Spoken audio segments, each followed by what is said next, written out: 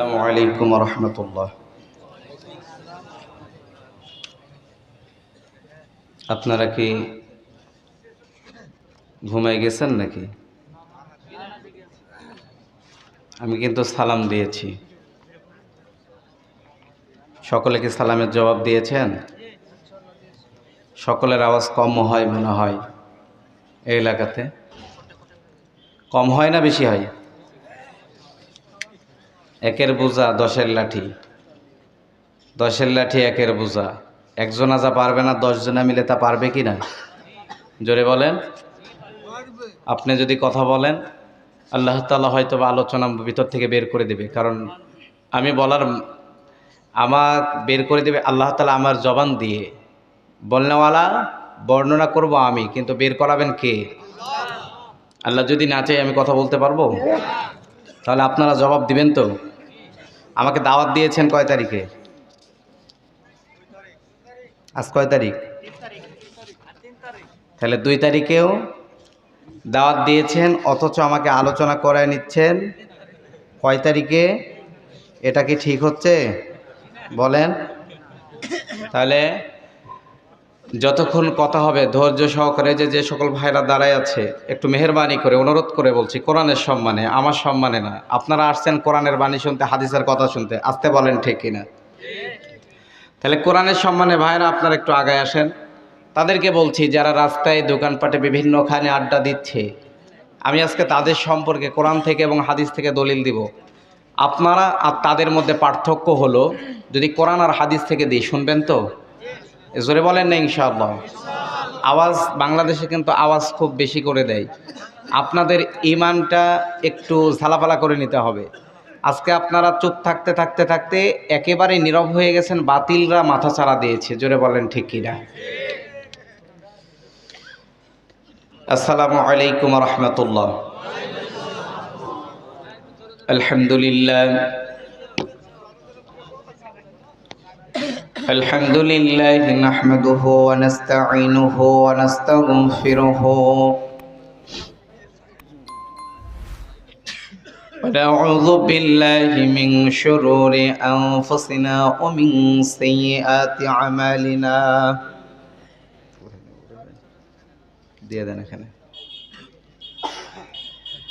من يهد الله فلا مضل له ومن يضلل فلا هادي له ونشهد أن لا إله إلا الله وحده لا شريك له ونشهد أن سيدنا وحبيبنا ومولانا محمدا عبده ورسوله الذي أرسله بالحق بشيرا ونذيرا وداعيا إلى الله بإذنه وسراجا منيرا فقد قال الله تعالى في كلامه المجيد وفرقانه الحميد সকলেই জবান খুলে একটু আমার সাথে পড়ে নেন। أعوذ بالله من الشيطان الرجيم بسم الله الرحمن الرحيم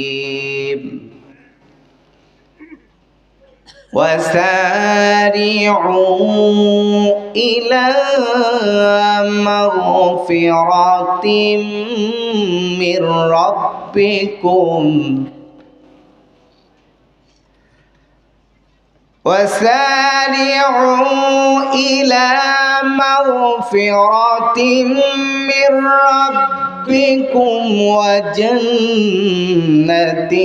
عرضها السماوات والأرض أعدت للمتقين কি ব্যাপার এদিকে আয়াত শেষ হলে আল্লাহু আকবার বলতে হয় আশরাফুল ভাই জানে না নাকি তা আয়াতের তেলাওয়াত শেষ হলে তাকবীর দিতে হয় জানা আছে তাকবীরের ধ্বনি কার নাম নিতে হয় জোরে বলেন বাতিলরা যখন তাদের কথা বলতে গেল আর আমার এক বোন শুধু তাই নয় সেই সময় যখন তাকবীরের ধ্বনিতে অমুসলিমরা বেঈমানরা মুরতাদেরা ভয় পেয়েছে জোরে বলেন ঠিক কিনা তাকবীর দেওয়ার দরকার আছে না নাই আয়াত শেষ হলে তাকবীর দিবেন ইনশাআল্লাহ الذين ينفقون في السراء والضراء والكاظمين الغيظ والعافين عن الناس والله يحب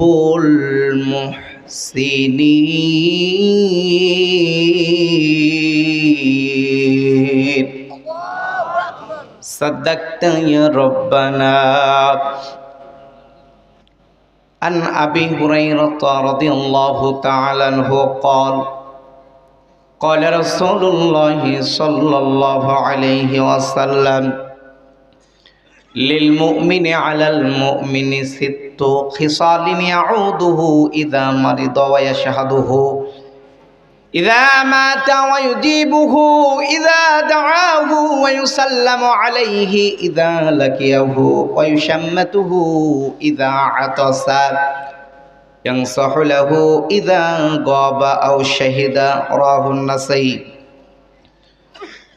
وقال النبي صلى الله عليه وسلم أن أنس قال سمعت رسول الله صلى الله عليه وسلم يقول إن من أشراط الساعة أن يرفع العلم ويكثر الجهل ويكثر الزنا ويكثر شرب الخمر ويقل الرجال ويكثر النساء حتى يكون ل50 امرأة قيم الواحد وفي رواية يقول العلم ويظهر الجهل رواه المتفق عليه أو كما قال عليه الصلاة والسلام عن أنس رضي الله تعالى عنه قال قال رسول الله صلى الله عليه وسلم المرأة إذا صلت خمسها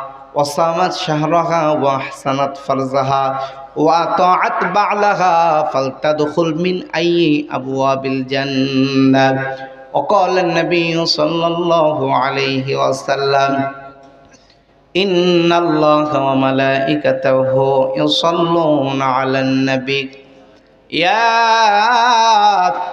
أيها الذين آمنوا صلوا عليه وسلموا تسليما اللهم صل على محمد وعلى آل محمد كما صليت على إبراهيم وعلى آل إبراهيم إنك حميد مجيد আলহামদুলিল্লাহ মাদ্রাসা চর গোপালপুর সালাফি এডুকেশনাল সেন্টারের উন্নতি কল্পে বিরাট ইসলামিক ধর্মীয় সভা আজকের এই সভার সভাপতির দায়িত্ব যিনি পালন করছেন আব্দুর রাকিব সাহেব শিক্ষক হোসেননগর মাদ্রাসা আল্লাহ তাআলা এই কোরআন আর হাদিসের মাহফিলের সভাপতি বানাইয়া তার ইজ্জত কমাইছে না বাড়াইছে একটু জোরে বললে কি গুনাহ হবে? একটু জোরে বলা যায় কি না? আল্লাহ তার সম্মান বাড়াইছে না কমাই দিয়েছে? আমরা দোয়া করি আল্লাহ তাআলা তার যোগ্যতাকে ইসলামের জন্য কবুল করে নিক। বারাকাল্লাহু ফি হায়াতি, সকলে বলেন আল্লাহুম্মা আমিন। আজকের উক্ত জালসার আরও সভাপতিদের আসন অলঙ্কিত করবেন বা করার কথা আশরাফুল হক সানাবিলি সাহেব, প্রধান শিক্ষক, বারিয়ানগর মাদ্রাসা। আল্লাহ তাআলা তার কণ্ঠকে ইসলামের জন্য কবুল করে নিক, সকলে বলেন আমিন। আজকে সন্ধ্যা থেকে নিয়ে শুরু করে নিয়ে অনেকেই আলোচনা করেছে। প্রধান অতিথি যারা রয়েছেন আল্লাহ তাআলা সকলকেই যেন ইসলামের জন্য, কোরআনের জন্য আল্লাহ যেন তাদেরকে কবুল করে নেয়, সকলে বলেন আমিন। আজকে আলোচনা করেছেন হুমায়ুন কবির সাহেব, আল্লাহ তাআলা তার কণ্ঠকে তার যোগ্যতাকে ইসলামের জন্য কবুল করে নিক, সকলে বলেন আমিন।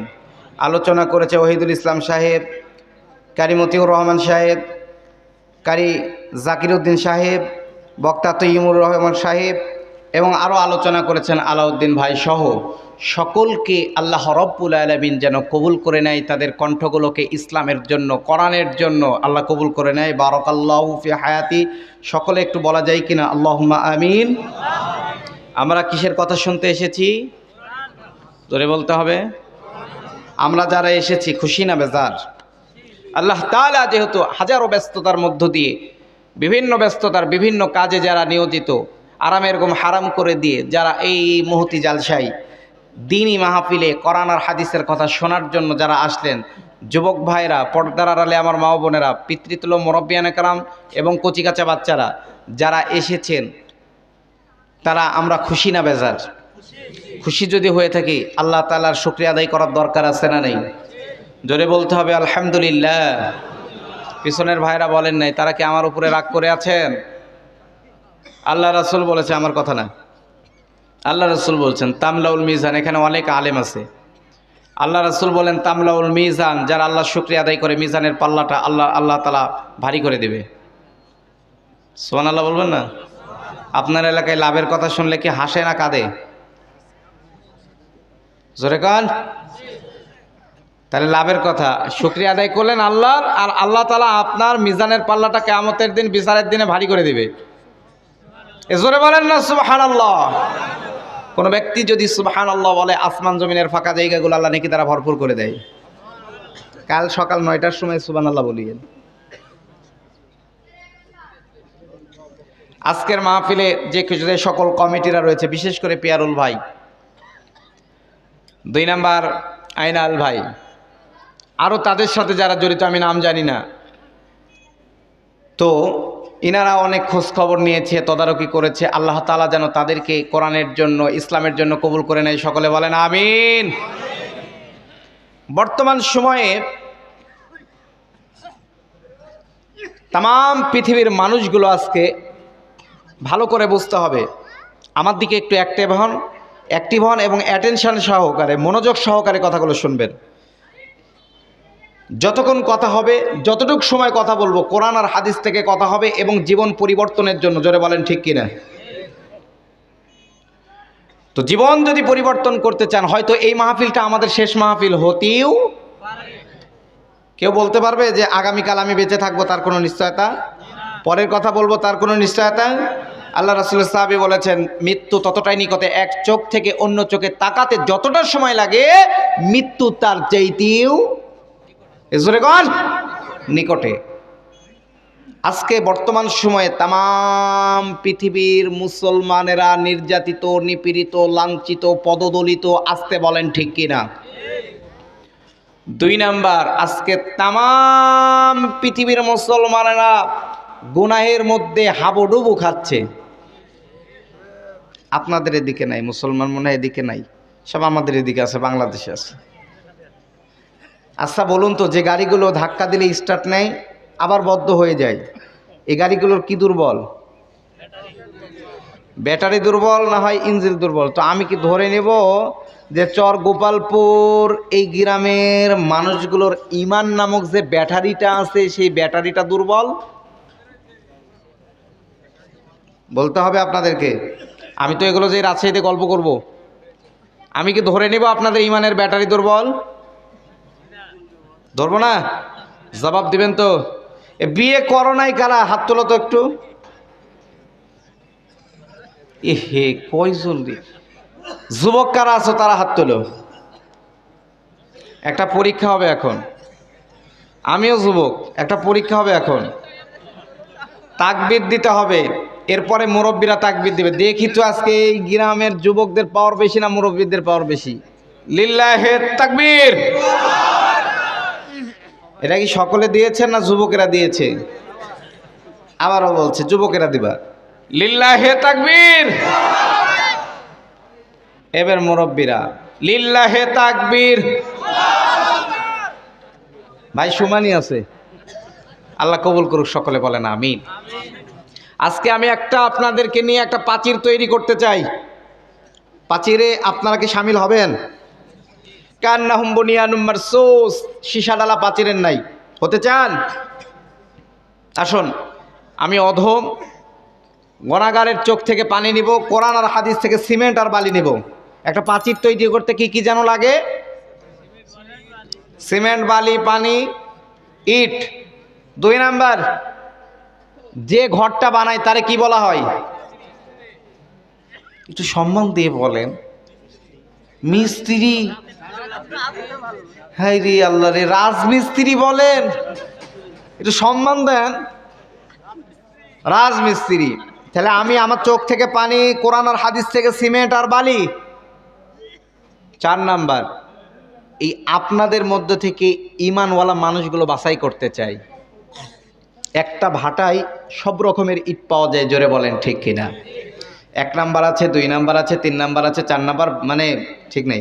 1 নাম্বার ইটটা যদি 100 বছরও পানির তলায় থাকে তার কোনো ক্ষতি হবে? ঠিক তেমনি ভাবে 1 নাম্বার ইমানওয়ালা মানুষ যদি কবরের মধ্যে থাকে তার লাশটা অক্ষত থাকবে, জোরে বলেন ঠিক কিনা?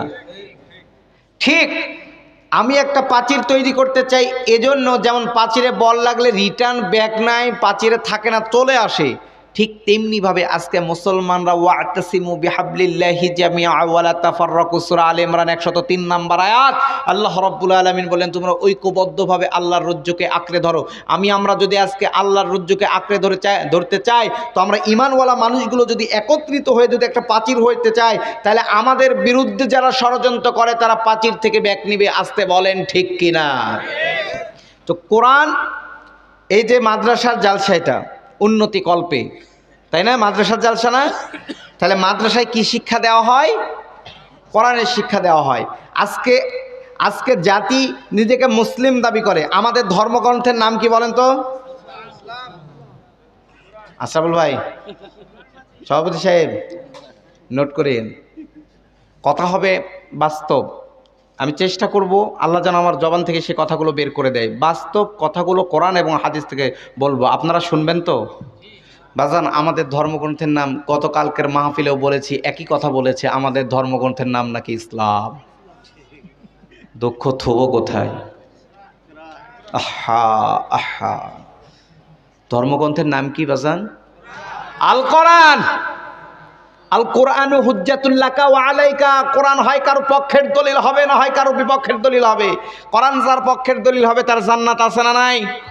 কোরআন যার বিপক্ষের দলিল হবে তার জাহান্নাম ছাড়ার কোনো গতি। অথচ সেই কোরআনকে সুইডেনে পড়ানো হলো আর মুসলমানরা আজকে নীরবতা পালন করছে। আজকে বলেন ঠিক কিনা? যদি আগুন লেগে ধ্বংস হয়ে যায়, ধ্বংস হয়ে যায়, যদি আগুন লেগে ধ্বংস হয় পৃথিবীর সব বইয়ের দোকান, তবু বিশ্ব থেকে হারাবে না পবিত্র কোরআন। জোরে কোন ঠিক কিনা? আছে লক্ষ্য বরাত, কোরআনের হাফেজ আছে না? কোরআনের হাফেজ আছে না নাই? কোরআনের হাফেজ অনেক আছে। একটা কোরআন পড়াতে পারেন, সব কোরআন পড়াতে পারেন, হাফেজদের সেনা থেকে কোরআন বের হয়ে আসবে কিনা? এজন্য আপনার আমার জীবন পরিচালনা করবার জন্য যত কিছু ওয়াজ নসিহত, বক্তব্য, দৃষ্টান্ত, যা কিছু দরকার কোরআনুল কারীমের মধ্যে আছে না নাই বলেন? এজন্য কোরআন পড়তে হবে, কোরআনওয়ালাদের সাথে থাকতে হবে। আল্লাহ রাব্বুল আলামিন বললেন সূরা জুমারের ২৭ নম্বর আয়াত নোট করে নেন। আল্লাহ রাব্বুল আলামিন বললেন ওয়ালাকাদ দারাবনা লিন-নাসি ফি হাযাল কুরআনি মিন কুল্লি মাসালিন লাআল্লাহুম ইয়াতাযাক্কারুন। আল্লাহ রাব্বুল আলামিন বললেন মানব জীবন পরিচালনা করবার জন্য যত কিছু ওয়াজ নসিহতার বক্তব্য দৃষ্টান্ত যা কিছু দরকার আমার আল্লাহ রাব্বুল আলামিন কোরআনুল কারীমের মধ্যে দিয়েছেন না দেন নাই? সব কথাগুলো দিয়েছে। আজকে আমরা যারা নামাজ পড়ি, নামাজের প্রথম কাজ হলো কোরআনকে কি করে পড়া? এজোরে বলেন, শুদ্ধ করে তেলাওয়াত করা। কিন্তু আমরা নামাজ পড়ি কিন্তু কোরআন শুদ্ধ করে পড়তে পারি না। এরকম মুসল্লি আছে না নাই? কোরআন পড়তে পারে না মুসলমান, লজ্জা হওয়ার দরকার আছে না নাই? সূরা ফাতিহা পড়তে পারে না। ন্যূনতম সুন্নাত নামাজ পড়তে হলে যে 4টা যে সূরা লাগে সেটা তো সই করে জানা দরকার। এরকম মুসল্লি 4টা সূরাও জানে না, আছে না নাই? তাহলে কোরআনকে সই করে শেখার দরকার আছে না নাই? শিখবেন তো ইনশাআল্লাহ। আল্লাহ যেন আমাদেরকে কোরআন বুঝার তৌফিক যেন দান করে, সকলে বলেন আমিন। কোরআনুল কারীম থেকে সূরা আলে ইমরানের 33-34 নম্বর আয়াত তেলাওয়াত করেছি। কয়েকটা হাদিস থেকে, অনেকগুলো হাদিসের মধ্যে থেকে 3টা হাদিস তেলাওয়াত করেছি। আজকে হাদিস দিয়ে আলোচনা শুরু করব। আজকে আমরা নিজেকে মুসলিম দাবি করে দেখি আজকে এই গুণগুলো আমাদের মধ্যে আছে কিনা একটু সকলে একটু যাচাই বাছাই করে নেবেন। যারা দাঁড়িয়ে আছেন একটু আগায় আসেন ভাই, বসে পড়েন, এই যে ফাঁকা জায়গাগুলো পূরণ করে ফেলেন। আপনাদের কাছে ডাইরেক্ট উদাহরণ দিই, আমি জানি না কোনো হুজুর দিয়েছে কিনা, আপনারা জানেন কিনা। আপনারা যারা মাহফিল শুনছেন আর যারা বাইরে দাঁড়িয়ে আছে বসে আছে তারা কি সমান? জোরে বলেন, কেন নয়? আল্লাহ তাআলা কি বলছে দেখি। আল্লাহ রাব্বুল আলামিন বললেন সূরা আরাফের 204 নম্বর আয়াত। কয় নম্বর আয়াত? আল্লাহ রাব্বুল আলামিন বললেন ওয়া ইযা কুরিয়াল কুরআনু ফাসতামিউ লাহু ওয়া আনসিতু লাআল্লাকুম তুরহামুন। আল্লাহ রাব্বুল আলামিন বললেন ও দুনিয়ার মানুষেরা, চর গোপালপুর গ্রামের বাসিন্দারা জেনে নাও, শুনে নাও, আল্লাহ রাব্বুল আলামিন তোমাদেরকে সুসংবাদ দিলেন যখন কোরআনের তেলাওয়াত করা হয়, কোরআনের কথাগুলো যখন বলা হয় ফাসতামিউ উচ্চারণ করবা, ওয়া আনসিতু চুপ থাকবা। যদি 2টা কাজ করতে পারো আল্লাহ তাআলা বলেন লাআল্লাকুম তুরহামুন, আল্লাহ তাআলা তোমাদের উপর রহমত নাজিল করবে। এখন আমার কথা হলো, হয়তো আপনার বিশ্বাস হতে না পারে, মুসলিম শরীফের হাদিস জেনে নেন, শুনে নেন। আল্লাহ রাসূল বললেন লা ইয়াকুদু কওমুন ইয়াযকুরুনাল্লাহা তাআলা ইল্লা খাফাতহুমুল মালায়েকা। যারা বাইরে দাঁড়িয়ে আছে কোরআনের কথা শোনার চেষ্টা করবে, হয়তো মাইকে শুনতে পাচ্ছে কিন্তু এই সামিয়ানার নিচে জান্নাতি বাগানের নিচে বসার সুযোগ তাদের হচ্ছে না। এরার উদাহরণ, বাস্তব উদাহরণ হলো আশরাফুল ভাইয়ের বাড়িতে বিরিয়ানি রান্না হয়েছে, আমাদের দাওয়াত করেছে। এখন যদি এই বিরিয়ানি রান্না হলে কি বিরিয়ানির গন্ধ কি তার বাড়ি, সেন্ট কি তার বাড়িতে থাকবে না বাইরেও যাবে? হ্যাঁ, আমি যদি এই বিরিয়ানি খাই তাহলে সেন্টও পাবো, স্বাদও। জোরে কর না, আপনাদের হিংসা হচ্ছে যে হুজুর আমাকে রেখে আপনি একা একা খাবেন। তাহলে আপনি সেন্ট পাবেন কিন্তু স্বাদ পাবেন না। যদি খান তাহলে স্বাদও পাবেন, সেন্টও পাবেন। এই যারা সামিয়ানার নিচে আছে আর যারা বাইরে আছে, আপনারা কোরআনের যে 4টা কাজ আপনাদের উপর এখন নাজিল হচ্ছে, 4টা কাজ আপনারা পাচ্ছেন অথচ তারা পাচ্ছে না। কি কোনো সন্দেহ আছে আপনাদের? মুসলিম শরীফের হাদিস, এখানে বিজ্ঞ আলেম আছে। আল্লাহ রাসূল বলেন লা ইয়াকুদু কওমুন ইয়াযকুরুনাল্লাহা তাআলা ইল্লা খাফাতহুমুল মালায়েকা। আল্লাহর রাসূল বললেন ও দুনিয়ার মানুষেরা তোমরা শুনে নাও, জেনে নাও। আল্লাহ রাসূল বললেন যখন কোনো সম্প্রদায়, যখন আল্লাহ তাআলার জিকির অথবা কোরআনের কথাগুলো যখন কোনো সম্প্রদায় শুনতে থাকে, আল্লাহ রাব্বুল আলামিন ফেরেশতা নাজিল করে। ফেরেশতা নাজিল করে তারা চারিদিকে পাখা দিয়ে পরিবেষ্টন করে রেখেছে। সুবহানাল্লাহ বলেন। দেখেন বাইরে যতটা ঠান্ডা এখানে ঠান্ডা কম। 2 নাম্বার অখাশিয়াতুহুমুর রাহমাত। আল্লাহর রাসূল বললেন আল্লাহ রব্বুল আলামিন ওই সকল বান্দা বান্দিগুলো যারা আরামের ঘুম হারাম করে দিয়ে কোরআনের কথা শোনার জন্য যারা বসে রয়েছে, আমার আল্লাহ রব্বুল আলামিন তাদের আল্লাহ তাআলার রহমত দ্বারা তাদেরকে ঢেকে রাখে। তাহলে এখন আপনারা 1 নাম্বার ফেরেশতারা পাখা দিয়ে পরিবেষ্টন করে রেখেছে, 2 নাম্বার আল্লাহর রহমত দ্বারা আপনাদেরকে ঢেকে রেখেছে। সুবহানাল্লাহ বলেন না। 3 নাম্বার ওয়া নাযালাত আলাইহিমুস সাকিনাহ, শান্তি। সকলেই শান্তির খোঁজে চলে যাচ্ছে, শান্তি পাওয়ার জন্য সকলেই যাচ্ছে, কিন্তু শান্তি আজকে আমরা পাচ্ছি না। জোরে বলেন ঠিক কিনা? শান্তির খোঁজে কিন্তু আমরা ছুটছি। ইসলাম শব্দের অর্থই তো শান্তি। আজকে আমরা শান্তির জন্য খুঁজছি, কিন্তু শান্তি পাচ্ছি না। এজন্য আল্লাহ রাসূল বললেন ওয়া নাযালাত আলাইহিমুস সাকিনাহ, আল্লাহ রাব্বুল আলামিন ওই সকল বান্দাদের উপরে শান্তি বর্ষণ করে। সুবহানাল্লাহ বলেন। 4 নাম্বার ওয়াজাকারহুমুল্লাহু ফি মান ইনদা, আল্লাহ রাসূল বললেন 4 নাম্বার ওয়াজাকারহুমুল্লাহু ফি মান ইনদা, আল্লাহ তাআলা তার নিকটস্থ ফেরেশতাদের কাছে আমার আপনার কথাগুলো বর্ণনা করতে থাকে। সুবহানাল্লাহ বলবেন না? কি বর্ণনা করে? আল্লাহ রাব্বুল আলামিন আমার আপনার কথাগুলো তার ফেরেশতাদের কাছে বলে। আল্লাহ তাআলা যখন আপনাকে আমাকে তৈরি করার জন্য বলেছিল ওয়া ইয ক্বালা রাব্বুকা লিল মালাইকাতি ইন্নী জাঈলুন ফিল আরদি খলিফা, আল্লাহ রাব্বুল আলামিন বললেন আমি পৃথিবীতে প্রতিনিধি বানাতে চাচ্ছি, তোমাদের বক্তব্য কি? আল্লাহ তাআলার কিন্তু পরামর্শের প্রয়োজন হয় না। আল্লাহ বলেছিলেন তোমাদের বক্তব্য কি? আল্লাহ রাব্বুল আলামিনের ফেরেশতাগুলো বলেছিল ক্বালু আতাজআলু ফিহা মান ইফসিদু ফিহা ওয়া ইয়াসফিকুদ দিমা, ফেরেশতারা বলেছিল আল্লাহ আপনি এমন জাতি প্রেরণ করবেন যারা পৃথিবীতে যে মারামারি রক্তপাত এগুলো ঘটাবে। আল্লাহ বলেছিলেন ইন্নী আ'লামু মা লা তা'লামুন, আল্লাহ তাআলা কিন্তু ফেরেশতাদের উপরে বান্দা আশরাফুল মাখলুকাতের মর্যাদা বেশি দিয়েছে। জোরে বলেন ঠিক কিনা? কি হুজুর বললাম?